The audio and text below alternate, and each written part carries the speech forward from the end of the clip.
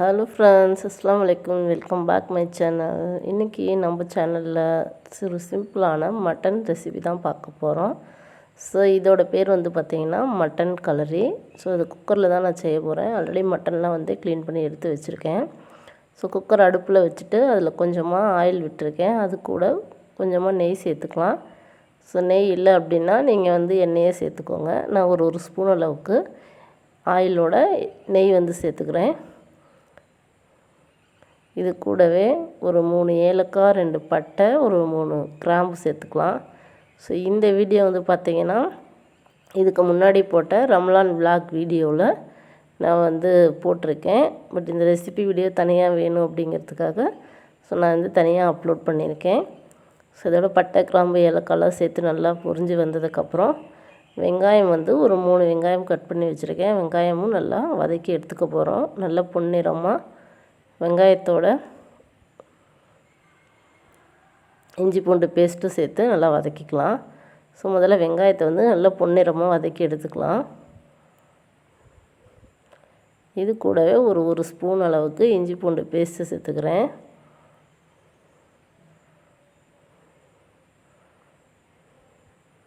இதுவும் நல்லா வதங்கி வரட்டும். ஸோ இஞ்சி பூண்டோட பச்சை வாசனை போகணும். அது வரைக்கும் நல்லா வதக்கி எடுத்துக்கோங்க. நெக்ஸ்ட்டு அது கூட ஒரு 2 தக்காளி கட் பண்ணி வச்சுருக்கேன். அதையும் சேர்த்து வதக்கிக்கலாம். ஸோ தக்காளி நல்லா வதங்கணும். அது வரைக்கும் நல்லா வதக்கிக்குவோம்.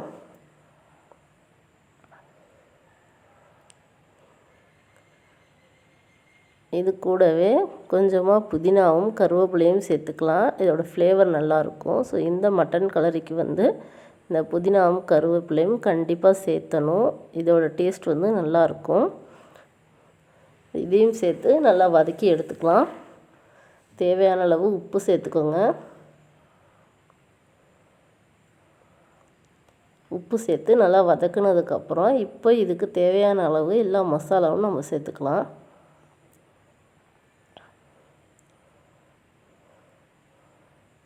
ஃபஸ்ட்டு ஒரு 1/2 டீஸ்பூன் அளவுக்கு மஞ்சள் தூள்,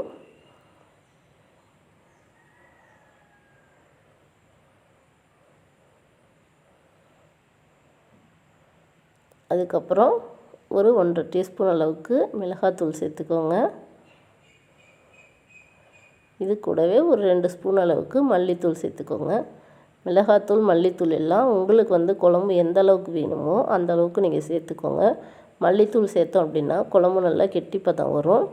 உங்களுக்கு ரொம்ப கெட்டியாக வேணும்னா அதுக்கேற்ற மாதிரி சேர்த்துக்கலாம். காரம் எந்த அளவுக்கு வேணுமோ அந்த அளவுக்கு நீங்கள் காரமும் சேர்த்துக்கோங்க. ஸோ இதெல்லாம் சேர்த்ததுக்கப்புறம் கொஞ்சமாக தண்ணி சேர்த்துட்டு இதை நல்லா வதக்கி எடுக்க போகிறோம்.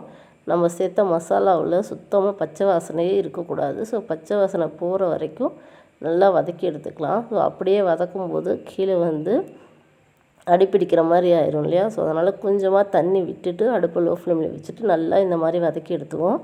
ஸோ அதை நம்ம பச்சை வாசனை எல்லாமே போயிடுச்சு. இப்போ இது கூட க்ளீன் பண்ணி வச்சுருக்க மட்டன் சேர்த்து நம்ம நல்லா கிளறி எடுத்துக்கணும்.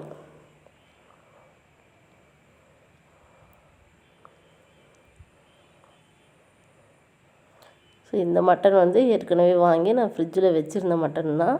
ஸோ இதை நல்லா க்ளீன் பண்ணி வச்சுருந்தேன். இதை இப்போ சேர்த்து நல்லா மிக்ஸ் பண்ணிக்குவோம். நெக்ஸ்ட்டு அது கூட ஒரு அரை மூடியில் கொஞ்சமாக அரை மூடி முழுசாக கிடையாது, அதில் ஒரு 3/4 அளவுக்கு தேங்காய் எடுத்திருக்கேன். இது கூட ஒரு 5-6 முந்திரி சேர்த்துக்கலாம். ஸோ இந்த மட்டன் கலரிக்கு பார்த்திங்கன்னா நீங்கள் தேங்காய் பாலாக எடுத்து அரைச்சி ஊற்றிக்கணும். நான் தேங்காய் பாலாக எடுக்கலை இன்றைக்கி. அதனால் கொஞ்சம் அர்ஜெண்ட்டாக செய்கிறதுனால தேங்காய் பாலாக எடுக்கலை. தேங்காய் சேர்த்துருக்கேன். அது கூட ஒரு 5-6 பல் முந்திரி சேர்த்துருக்கேன்.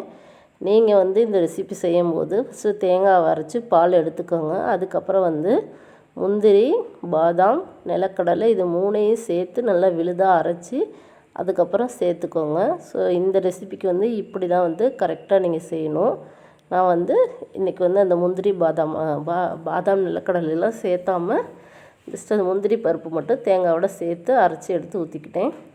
ஸோ இப்போ தண்ணி கலந்து நம்ம எந்த அளவுக்கு குழம்பு தண்ணி வேணுமோ அந்த அளவுக்கு தண்ணி கலந்து நீங்கள் அது மிக்ஸ் பண்ணிக்கோங்க. மிக்ஸ் பண்ணிவிட்டு காரம், உப்பெல்லாம் எப்படி இருக்குன்னு செக் பண்ணி பார்த்துட்டு அதுக்கப்புறம் மேலே கொஞ்சமாக மல்லித்தழை தூவிட்டு குக்கரை மூடி ஒரு எவ்வளோ கறி வேகிற அளவுக்கு விசில் விட்டு இறக்கிக்கலாம்.